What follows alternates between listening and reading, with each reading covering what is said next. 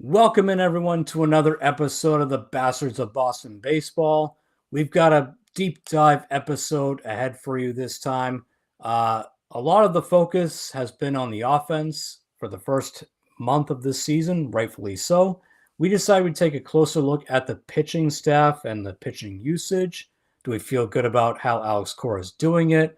Do we trust Andrew Bailey, the pitching coach? All of that. So, we're getting into a lot of pitching this episode, so stay tuned. I'm your host, Jason Kelly. I'm here with Nick Diamond and Chris Felico. Guys, how we feeling? Not great. Yeah, I feel the same. Coming off a disappointing series, injuries to talk about, other things to talk about. So yeah, we'll get into it. Yeah. And that's the thing. Disappointing Toronto series. Obviously, the team's not in bad shape. I mean, they're still over 500 just by a game, at least of this recording. But there's been some issues. And usually we complain about the offense, I feel like, all of April because they went through stretches where it was just terrible. Like they weren't hitting, they were just inconsistent. I feel like this series, particular against Toronto, the pitching really reared its ugly head. And I feel like that's something we should get into. And I want to start with the one good game in this series, and that was the Garrett Crochet game. Crochet went out there, did his thing. He's your ace, pitched really well, but he, I think, is tied at this point for the league lead in innings pitched. And this is a guy who has not pitched that much through his whole career, not even in college. This guy barely pitched in college, and he's been injured a lot. So, Nick, I'll start with you. Like, this is a guy that he's your ace. You locked him up. You gave him a huge contract. But do you feel good about the usage so far? Because I sure don't. I'll say I'm very happy with the results from Garrett Crochet. I'm happy with the contract of Garrett Crochet. He came in here, he gave up a lot for him, but you can't really expect more from him than what he's done. He's been the ace. But like you said, Alex Cora stretched him out in games that he probably shouldn't have. I think I brought up in the last show. I think they were up 9-2 at the time going into the seventh inning. You could have brought in Bernardino. You could have brought in whoever you wanted, Newcomb, who I think they eventually brought into that game. But they could have brought in Newcomb right away. So it's a little bit stupid that he kind of leaves them, stretches them out. I know they locked him up so you could feel a little safer about stretching him out a little bit, but they stretched him out over 110 pitches a few starts ago.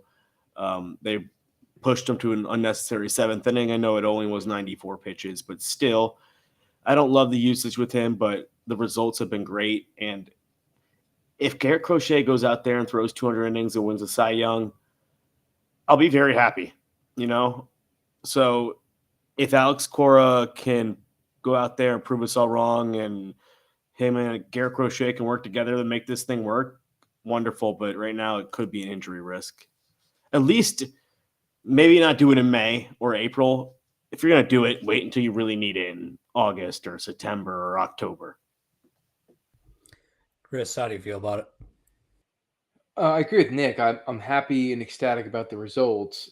I think the concern for all the points that he said, like coming off of a game where he pitched over or about 110 pitches, to stretch him out. Granted, it was to 94, but that extra inning, I think, speaks to the lack of trust that Alex Cora has for the middle relief of this team, which we'll dive into since that's what we're going to be talking about with pitching.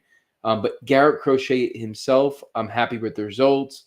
I think if he stays healthy, he's on track to get that Cy Young. The question is, will he stay healthy? Will we destroy this guy? I mean, I know there's been like tongue-in-cheek jokes where like, will history repeat itself? Us trading for a lefty from the White Sox, and now does this guy become Chris Sale, where he's constantly injured down the line here? It remains to be seen, but happy with Crochet. Just obviously cautiously optimistic, but also kind of scared because I don't want to see this guy get injured, especially this early, because that could blow up our season. To Nick's point, let's like ride the horse and really whip him when we need him, when it's meaningful games. Let's not destroy his arm, because for all we know, we're going to like throw this guy's arm out. We're not even going to be in it in August. And then what? Go ahead, Nick. Yep. Just a quick point.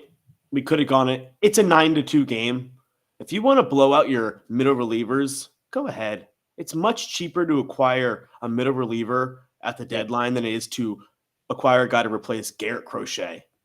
So if you're going to protect a guy, protect Garrett Crochet. Don't protect Liam Hendricks. All due respect to Liam Hendricks, you're out the door next year. You're here. We're gonna run you into the ground. Let's go. Like in 9-2 game, put him in there for 3 innings. I don't care. That's the guy you run into the ground. Not Garrett Crochet, not Garrett Whitlock, not guys that are gonna be here, gonna pitch for you and hopefully in October or other seasons down the line. But I just think if you're gonna go run a guy into a ground, make it a guy that doesn't matter. And that might be rude to say I brought up Liam Hendricks as a example, but any of these relievers that are not your big three, and that's kind of disrespect. They're not a big three in Chapman, Slayton, and Whitlock, but those are your high leverage guys. Those are the guys you protect. Those are the guys you only use in your high leverage spots. The rest of your middle relievers are all, you can replace them. They're all replaceable. You got guys in the minors that can do exactly the same thing. They're all revolving door. Luis Correo sucks one day, you send him down. You bring Zach Kelly up. When he sucks, you send him back down. You bring another guy up. It's just revolving door. Those are the guys you run into the ground. You don't run your big guy, your big arms into the ground in May. No, 100%. If this was a game of chess, all those guys you said, like, with all due respect, they're pawns. Like, they're part of the game, right? They're pieces on the board, but they're not going to, they're at the end, they're not going to be there. If you're going to win this thing, they're not going to be on the board more than likely. So yeah, I mean, but it really speaks to a blemish on the front office at this point, because to your point, if we can't trust this bullpen with a 9-2 lead, which to be fair is a concern, because I mean, we had a 6-0 lead and they blew that in the blink of an eye the next game, right? So it's a reality to not trust them, but the fact that we can't, that's a blemish on the front office at this point, that we're in this position, that we have to worry about things in a 9-2 lead, a 6-0 lead. And I know there's a lot of people probably listening to this asking, well, why are you concerned about Crochet? Well, my answer to that would be, who's your number 2 starter? Is it for sure Tanner Houck? Is it for sure Brian Bayo? I don't feel great about either of those options. Like, Giolito just came back. Yeah, he looks good. People saying he looked great. He looked good. He looked good in his first start back. He looked better than expected. Sure. Yeah, he looked better than expected. Better than expected. Yeah, because all his rehab starts, he was walking the ballpark. So, the bar was kind of low. Who's your number 2? Well, I got a question for you guys. Without looking, just off the top of your head, how many starting pitchers have pitched for us this season that don't have a win? Oh, probably a lot more than we would like to admit. Just take a wild guess. How many starters have pitched for us that don't have a win? Tanner Houck doesn't have a win. Yep. Hunter Dobbins does not have a win. Yep. Crochet has 1, I think. He's 2. He's 2 and 2. 2? Yeah. Walker Buehler has 4. Walker Buehler leads the team with 4. Bayo has 0. Well, no, he got 1. He's 2. He's got 2. Okay. 2, yeah. So is it only Dobbins and Fitz doesn't have one, and technically now Giolito. So 4 starting pitchers do not have a win on this team. Granted, Giolito's only 1 start, but let's face it, he had a good start and had a 6-0 lead that should have been a win. Yeah, but Giolito should have a win. Yeah, right. Houck should have a win tonight. Houck should have a win tonight. Has no wins. Walker Buehler leads the team with a 4.2 ERA. Garrett Crochet's got a 2 ERA. Oh, he actually has. He's 3 and 2. But I mean, it just goes to show, the inconsistencies and the travesty, if you will, that the pitching has been when you really dissect the season. Because to your point, Jason, we have been hard on the offense, and they've deserved it. They've even deserved it in moments of this series, even though despite scoring 10 runs and then 6 in the second game. Because in the second game, there were still moments they could have taken control And even when it started to get out of control, they could have regained it and they didn't. And then today, they only scored 2 runs. So, but like the pitching, I mean, that's a concern what's our sample size now? 32 games. We have 4 starting pitchers without a win and like a couple sitting at 2. Guy that's like literally going to be a Cy Young candidate on this team with this roster, this lineup. It's crazy. It is. Yeah, and that's the maddening part of it is that you don't have a bad starting rotation. Not really. I mean, yeah, it's not perfect, but Crochet's an ace. I think we all know that now. He's an bona fide ace.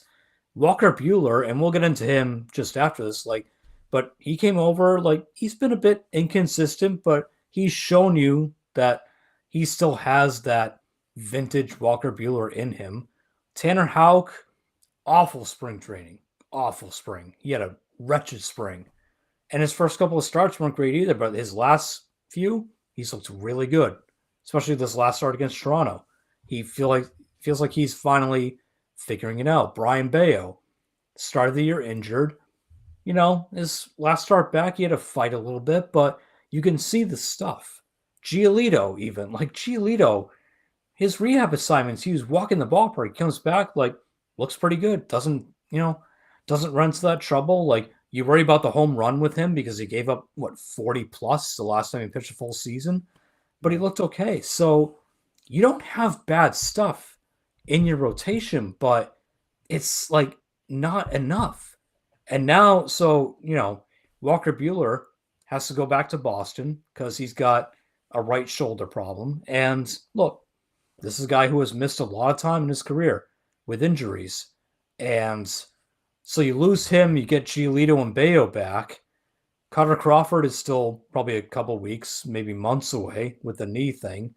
Who knows what he's going to be like when he comes back. So do you guys trust, so if it comes down to Bueller has to go on the IL because whatever, even though they're saying we don't think it's that serious, short IL stint, whatever. The Red Sox have lied to us before, unfortunately. Sorry, guys. I know fans don't want to hear that, but they have lied to us about injuries before. So let's say he's on the IL for 3 weeks, right? Do you trust Richard Fitz? Do you trust Hunter Dobbins? Do you have a preference over one of those 2 guys? Chris, I'll start with you. Is there one of those 2 guys that you prefer to come up first?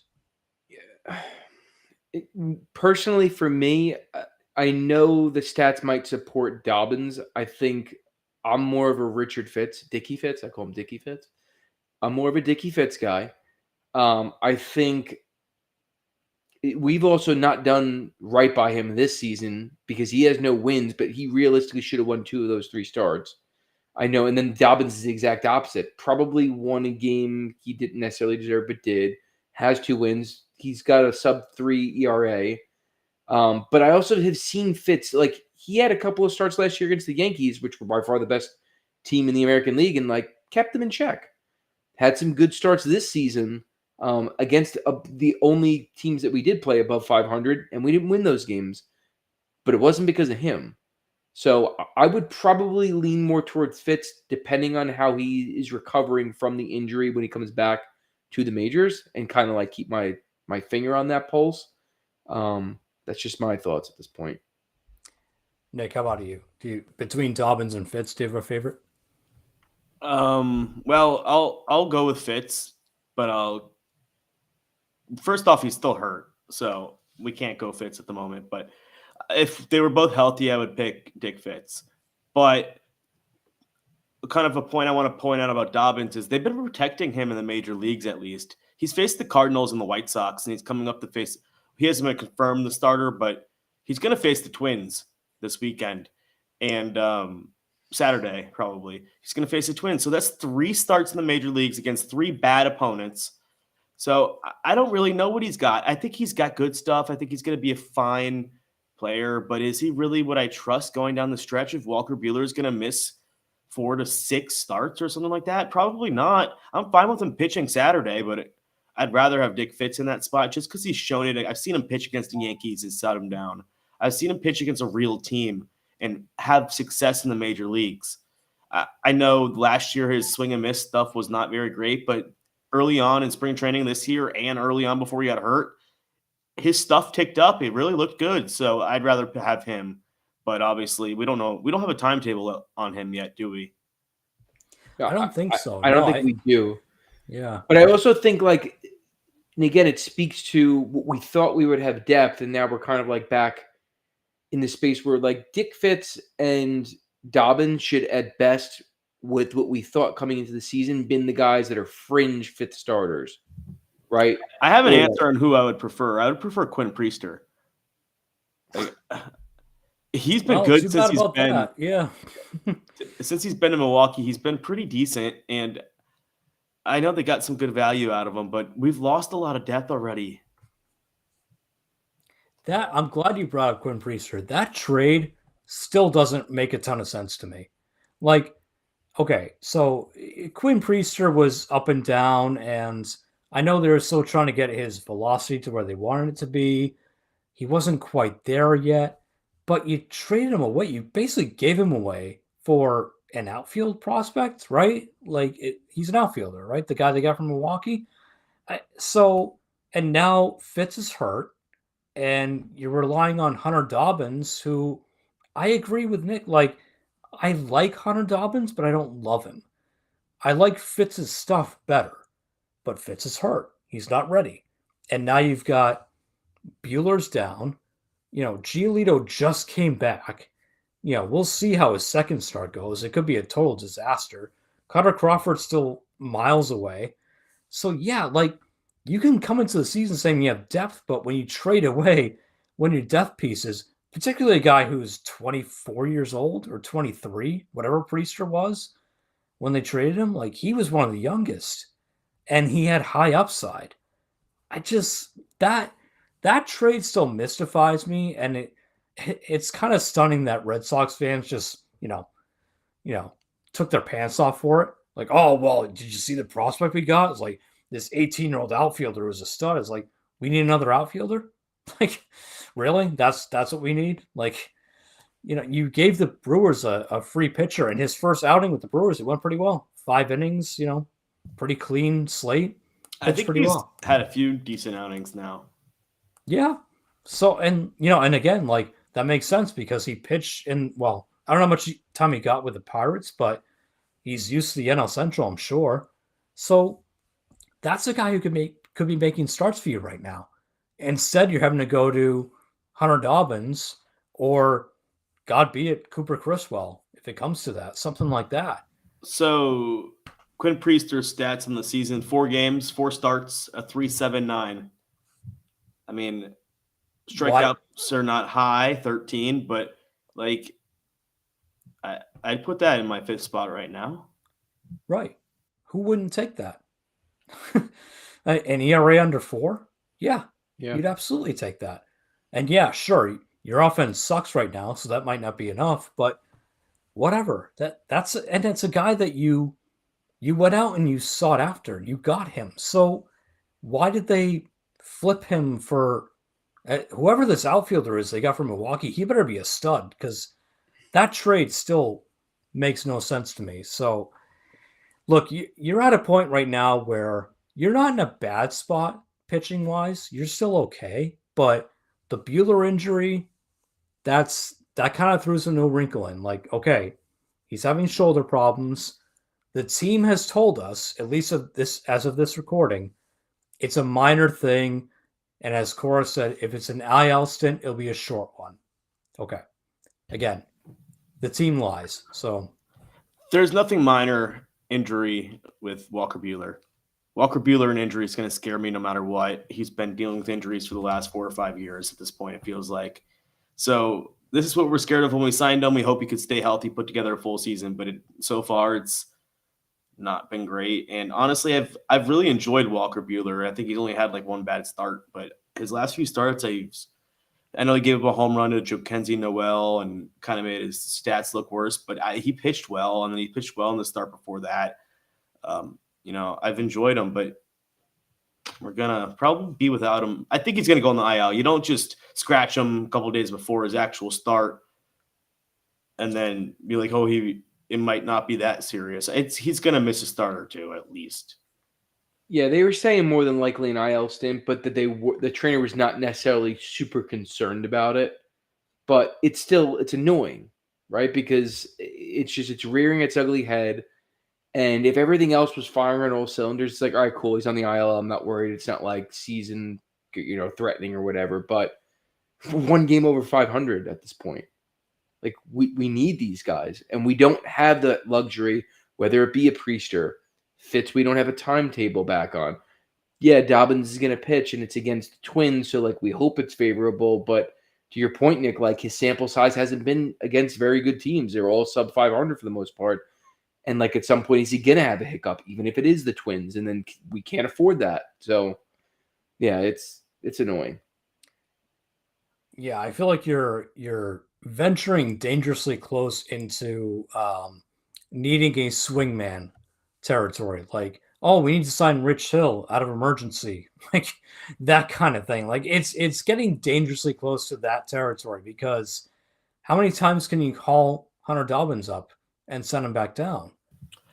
They technically still have Sean Newcomb they could put back in to start another one. I think that's why it's a good thing not to DFA him yet, at least until at least Dick Fitz is back. Once Cutter Crawford's back here, everything is going to fall into place. And then Cutter Crawford could be your bullpen to starting role guy. And then Hunter Dobbins won't even be a thought if you have Cutter Crawford. But right now you don't have any of these guys available. So you never, ever have enough pitching depth. I know people said, we had enough. No, we didn't. You could have 20, 25, 30 usable starters that you think could pitch in the major leagues. I'd be fine with that. You never have enough. I'm just glad we got another outfielder. Yeah. Yeah. Jeez. Maybe he could secretly play first base. Yeah. I was going to say, can you get a pitcher who can secretly be like a hot hitting first baseman? Yeah. Is Madison Bumgarner still out there? He can hit, right? If it came down to it, who would you prefer keeps their active roster spot? Cutter Crawford once he comes back, or Sean Newcomb? Cutter Crawford. Cutter Crawford, yeah. It's not even close. Yeah. Not even close. And like I think I agree. I just worry about the knee, like that. He never had surgery. He's been out for a long time. Like I worry about guys who don't just have the surgery and they're like, oh no, it's going to heal on its own. And then he starts like really ramping up and I don't know, goes out there for 2 innings and doesn't feel right. I look at it, if you really need Cutter Crawford, like if you're relying on Cutter Crawford, like we're already in a bad spot. So if he's not on the lower side of the rotation or in the swing, whether we're talking about him or Newcomb, like we're already in trouble. So, and then the swing guys and like the fringe fifth starter, like those are the guys you have to gamble. And if you're taking the gamble, you go with whoever's the hotter hand. And I just think that Cutter Crawford's the hotter hand. Yeah, I would agree. And so to that point, this is what I've always wondered, especially with Baltimore, like their rotation is not very good. And it's clearly showing. The trade deadline is going to come up. There's going to be a lot of conversation. Would you guys rather rely on returning pieces like Cutter Crawford, Walker Buehler, whatever his situation is, Hunter Dobbins, the depth that you already have? Or would you rather make a splash? And I say splash, like who knows what it would take, but go out there, be aggressive, get a guy like Sandy Alcantara from the Marlins, who's going to be available. We know he's going to be available. We know that the Marlins are going to try and sell. Would you rather rely on your depth that you currently have, or do you want the Red Sox this deadline to be a little more aggressive and say, you know what, especially if they're in it and they're a contending team, to go for it or rely on their depth? Definitely want them to go for it, but you brought up Sandy. He's been horrendous so far, honestly. So at this point, I might want to stay away from him. But if they don't get a starting pitcher, after how much you went into this offseason and you invested into Alex Bregman, you paid Garrett Crochet, you paid Christian Campbell, you better go and invest and get a number 2 or 3. It might not have to be like a bona fide 2, but like a 3 guy. Another guy who's probably around Walker Buehler type who can actually stay healthy. and you need to put him into this rotation, and you need to add to the bullpen. I think Chapman's going to wear down and go through a bad stretch eventually. I think Slayton's going through his bad stretch at the moment. It comes and goes. I think he will be fine, but I don't want him as your big leverage guy. I think you need to add another guy to that mix so you could push everyone down a spot. But at this moment, it's too early to tell who's going to be available, who's out there, who's actually going to be hot in July and a realistic target. But right now, Sandy has like 8.6, so I don't know if he's the big splash you need, but there'll be a guy out there that makes a difference, and the Red Sox need to be in on them. They're going to say Cutter Crawford's coming back. What is Patrick Sandoval? If I hear his name come out as a pitching rotation option, I'm going to be so upset. He is not an option. He is. I'd rather put Hunter Dobbins out there at the moment. You see Patrick Sandoval in 2026. He's not a 2025 option at all. I don't want to hear that. We've heard it last year with Liam Hendricks. We knew he wasn't going to be a realistic option. He never was a realistic option. So we need to go out there and acquire somebody to fill in these holes because the Red Sox invested too much money. They got the fan base actually fired up again, and they can't go out there and flop. They can't be in third place this season. It can't happen. Chris. Yeah, I think we're in a position where it has to happen just for the simple fact that, like, we are not that far from a reality where we're kind of average. Again, real quick. Like, we're built for success this season. We don't know about Bregman long term. We don't know about Buehler long term, right? And, like, to be honest, even if he wanted to stay, like, with just his health in general, like, is that even realistic? There's still a lot of question marks, despite even with all, whether you're talking about Marcelo coming up or Anthony, whatever, in some critical spots on the team to be a true contender if the American League ever wakes up. Because at some point, the American League is going to get good again, right? I don't know if it's going to be the Yankees, hopefully not, but someone will get good again. And at that point, we become very average. So if we have to capitalize for the simple fact that we're pretty close to average once the clock strikes a certain point, and like the talent's going to get better in our league. And if we don't accelerate, our talent and take advantage of this time frame, it's going to pass by. And I think that's probably why I'm the most frustrated about the start to the season. It's like everything is right there for the taking. The best teams are so mediocre and average in this league that it's laughable. It's laughable. Like good Sox teams, good Yankees teams they'd already have a 20-game lead, 36 games in.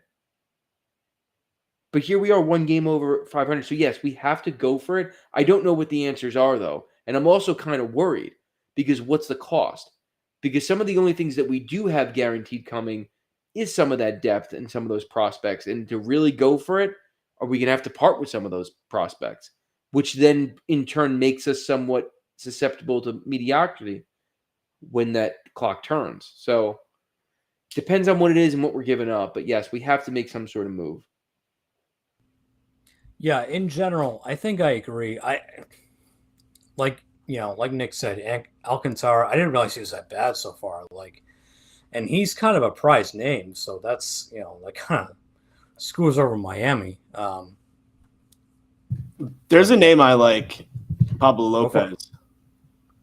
From Minnesota? Yeah, that's kind of a guy I would lean towards if they blow it up. I guess Sonny Gray is also an option, but kind of be scared of him, I think, in his older age. And he's had bad success. He had no success in New York, and, I don't know. I'd be in for Pablo. Yeah, like Pablo Lopez sounds good to me. Like, sinker ball guy. Like, he kind of makes sense for the Red Sox right now. I agree with you on Sonny Gray. I think his best days are behind him. Yeah, it's tough because I thought the depth would be really good, and then all of a sudden they're dropping like flies. And look, that's going to happen. It's baseball. It's a long season. Guys going to get hurt, but you signed Walker Buehler, and we were thrilled when they signed him, but you have to remember this is a guy who hasn't been healthy for a long time. And really, you signed him based on his World Series performance, not his regular season. The first half of his regular season, he sucked. Second half, he was a little bit better. And then the World Series, he was dynamite. But you kind of made the same, well, I won't say mistake. I won't call it a mistake yet. But you did the same thing with him you did with Nathan Eovaldi. Nathan Eovaldi was great in the playoffs, and you gave him a 4-year ridiculous contract that wasn't terrible, but was he probably overpaid? Yeah, a little bit. Is Walker Buehler overpaid? Yeah, probably a little bit. And you're going to deal with this kind of stuff, shoulder problems and, soreness, whatever. Like, it's going to happen. The biggest, honestly, the biggest thing is Garrett Crochet and the usage so far, to me at least. Like, you're on a pace where this guy is going to obviously exceed his innings pitched, but he's going to exceed it by a gross amount. And he's had a lot of injuries, and he's your ace, and you invested a lot of money in him. You invested a lot of prospects in him. Like, you better hope you can take care of him. You better hope that Cora and that pitching staff, they have a plan, that Andrew Bailey and Cora have a plan with him, and, it's okay. Like, yep, the pitch count's up there, but we have a plan. Like, I'm curious to see what that is, because in August, in September, is Garrett Crochet going to be throwing 105 pitches? I sure hope not. So, and who knows what your pitching staff looks like by that point? Is Chapman still your closer? Probably not. I hope not. Like, so there's a lot of questions, and I think their depth is good, but it's starting to feel like it's not as good as we initially thought. And especially with Fitz being hurt, with Giolito just coming back, with Buehler now going down. Again, you guys brought up some of the relievers, like Patrick Sandoval. I know they want him to be a starter, but he feels like a James Paxton 2.0 to me. You're not going to see him this year. That's like, they keep doing this. You're not going to see him. Another guy that they thought they would see in year 2, who at least so far has panned out, Michael Fulmer. Remember that one? Michael Fulmer. Oh yeah, no, we signed him to a 2-year deal. Like, Michael Fulmer is not even in the organization anymore. He's gone. Yeah. Like, they waited a year for him to rehab, came back, pitched, and he sucked, and now he's gone. So it's just like, everyone loves to laud the organization. Oh, Patrick Sandoval, man, what a sneaky move. Oh, it's going to pay off in the long term. You don't know that. I can't tell you. Jared Carrabis creamed his pants over the James Paxton signing. How did that work out? James Paxton sucked. He really did. He sucked. Patrick Sandoval is probably going to suck, and he'll barely pitch. Like, yes, they have depth, but it's just bodies. It doesn't mean they're actually going to contribute for a team that, I'm sorry, this year has to make the playoffs. They have to make the playoffs. In this American League, the way it is right now, if you miss the playoffs this year, you're a joke. This team's a joke. So the pitching depth, you better hope it's actual depth. If it's just a bunch of bums who can't stay healthy, then you don't have pitching depth. And you screwed it up again. So, it's early. We're 1 month in, but Buehler going down, and some of these relievers not looking the way they should. It's fair to be a concern. Can I ask you guys a hypothetical? Go for it. It's ridiculously far-fetched, but I'd just be interested to hear your answer. I would think we would agree that if there's any pitcher that we could have in baseball at their age, talent-wise, it'd be Skeens at this point, without it being an object, money, whatever. What is it that you would be willing to trade to get him? Like, where does it stop? Like, what's your limit? What do I? And you're getting him on it. You're getting the extension. I'm putting it on the table. Okay, so Skeens extension in hand. Yeah, extension's already been agreed upon. It's just now a matter of what you're willing to give up. So I have to be realistic about it. How much you paying him? Am I giving him $700 million? No. Let's say it's going to obviously be more than Crochet. let's say, I don't know, let's say it's a 13, 15-year deal with maybe between 5 and 7.5 million more than Skeens. I'll be honest, it's gonna be less sorry, than you Crochet. think. It's gonna be less than you think. Like I don't want him on my team, but I'm saying at the worst, but what is the most that you would give? I'm still not giving up Anthony. So Anthony's your limit, but like Mayer, you're 100% getting rid of. Sure. Not even a question. Okay. Yeah, I'll give him Would Mayer. either of you do both? No. I don't give up Roman Anthony either. No, I'm not giving up Anthony. No. I give up Meyer and what else you wanted. Because what else do you want? But Anthony, is it anything else? Just not Anthony. It's the problem is Anthony is more of a long-term sure bet than a pitcher. Roman Anthony's realistically could play 150 games for you for the next 7-8 years. Yeah. Paul Skeens could blow on his arm next year, and he's toast. I also not toast, but or he turns into Tyler Glasnow. It would be Tyler Glasnow, Shane McClanahan, like. Yeah. Is Christian Campbell untouchable to you at this point? No.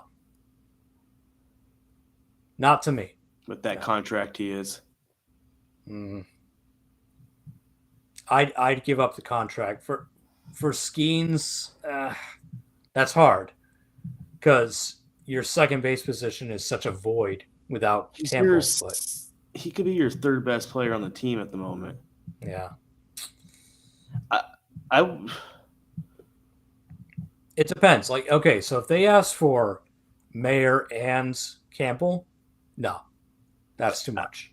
I don't think there's a way this gets done. I don't think the Pirates give up Skeens. Even that's why this was a completely ridiculous hypothetical. I mean, let's face it. With our luck, at some point, he's more than likely going to be a Yankee. So, so I could guarantee you. I honestly think Breslow can call up Ben Cherington right now and be like, Roman Anthony. It's a great point. Whatever you want. Yeah. And he'd be like, screw you. Yeah. It's Paul Skeens. We cannot give up Paul Skeens. Well, listen, at some point, depending on if they actually think they could extend him, and again, I'm not saying he'd come to the Sox. That remains to be seen. I'll take it a little bit further than you two. I would not do Mayer and Anthony, but Anthony's not untouchable to me. I recognize everything that you said, Nick. But like the flip side of that is like he could get hurt playing the outfield, and like that changes his career, right? I know the likelihood of throwing out your arm, but I also have watched Skeens now and know he's a bona fide like ace and beyond that. It would be tough for me to get rid of Anthony. I admit that. I certainly wouldn't get rid of both. If we still had Kyle Teal, I definitely would be like, yeah, Anthony could definitely be a part of it. Because honestly, I would have rather kept Teal than Mayer, but have you seen Kyle Teal's numbers in AAA Charlotte? He sucks. I know, and he can't throw out runners. He's not hurt all the time, though. I mean, he can't throw out base runners as a catcher. Like he's Blake Sable behind the plate, basically. Well, thank God we have him. Well, I know, yeah. No, so I see your point. My whole thing is, and look, I've criticized the Red Sox for not extending pitchers because they're afraid. I'm glad they did it with Crochet. They finally put their nuts on the table and bit the bullet. With Skeens, like, if you trade Roman Anthony, and it would take more than that. It'd be like Anthony, Meyer, and a bunch of others. Pick your favorite prospects, like Miguel Blaze. I think it would involve more.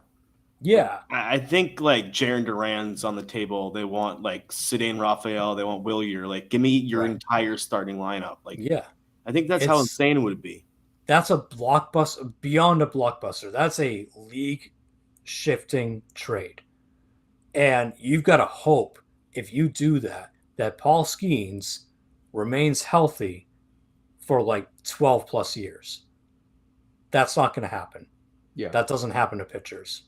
Even if you're like Paul Skeens would have to be Roger Clemens. He'd have to Clemens or Verlander. Yeah. And even Verlander had to have core surgery to buy himself a couple more years. Like, no. Listen, I heard we got an amazing 18-year-old outfielding prospect from the Priester trade. So throw him in. Yeah, well, he better be amazing. Yeah, jeez. But that's the thing. Like that's why I'm glad you brought that up, because again, like why did you just give away Priester? You went out of your way to get him, and like I get it. You gave up Manuel Valdez. Like fine, he's not really part of your future. He's doing okay over there in Pittsburgh, but he's a pitcher. He's a under 25 pitcher. It was Nick York, actually. Oh, Nick York, that's Priester, right. I'm sorry. You're right. Yep. Who's still, I think, I don't know what he's doing, but I liked him as a prospect. But is he doing anything? I don't think so. No. I don't know. It just that's where it's like with your pitching depth, yes, it's there, but you took away from it, and now it's starting to get really thin. And I don't know. I just don't know if I trust it long term unless they make a deal. Unless they do something at the deadline. And we'll see. I mean, for all we know, Buehler's shoulder thing is minor. He's gone for 10 days. He comes back, right? Giolito figures it out. He's good. Bayo figures it out. He's good. But, man, it feels like a lot of ifs. And pretty soon you're getting down to that depth of, like, Fitz, who's also hurt. Then it's Dobbins, who's unproven. And if it's not him, it's Cooper Criswell again. Like, that's 2024 all over again. If you get down to Criswell, that's 2024 all over again. And once again, I'll bring this up because everyone else who hates us on Twitter loves to say we're wrong. The Red Sox do not have minor league pitching depth. They don't. They don't have starters who are knocking on the door to pitch in the major leagues. I'm sorry, Justin MLB. I'm sorry, everyone else who says, oh, if you don't think the Red Sox have pitching depth, you're dumb. No, we're not dumb. We're just smarter than you. They don't. They just don't have it. So this is what it's going to come down to. So hopefully the injuries aren't too serious, but it's a concern. And that's why we bring it up, and it's something to think about. So we'll see what happens with Buehler. Hopefully it's just he skips a start and there's no IL stint, but we'll see. We'll see how close Fitz is to coming back and all that. We'll see how, Giolito does in his second start, because I still think that's a question mark. And we'll see how Tanner Houck does. Like, Tanner Houck and Brian Bayo, like, they're not for sures. We got to see how they do. So I think the pitching is something to definitely look at going forward, because the offense was a concern in April. They seem to be figuring it out, but the pitching is always going to be a concern for this team. If you want to be a true playoff contender, it can't just be Garrett Crochet winning you games. It's got to be someone else. So we'll see what happens there. And you know what? Whatever happens, we'll be here every step of the way. So everyone, thanks for tuning in. We appreciate it. And we'll be here the whole season. So keep tuning in. Keep